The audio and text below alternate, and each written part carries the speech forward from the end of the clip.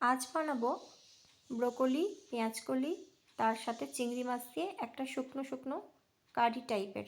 তো তার জন্য ব্রোকলি, পেঁয়াজকলি, আলু টুকরো করে কেটে নেব। তার সঙ্গে পেঁয়াজ, রসুন, টমেটো, কাঁচা লঙ্কা সেটাও কুচি করে কাটা।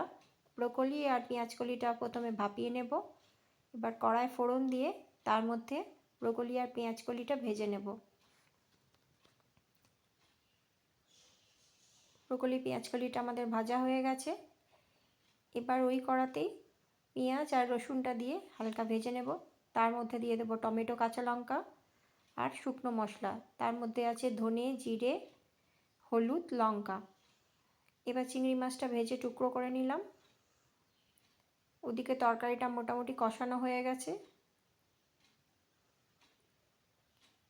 এবার চিংড়ি মাছটা যোগ করে দেব এবং অল্প জল দিয়ে অল্প অল্প করে কষিয়ে ঢাকনা চাপা দিয়ে রান্না করলেই রেডি আমাদের চিংড়ি, পেঁয়াজকলি আর ব্রোকলির কারি। Thank you. রান্নাটা আপনাদের পছন্দ হলে অবশ্যই লাইক, শেয়ার, কমেন্ট করবেন।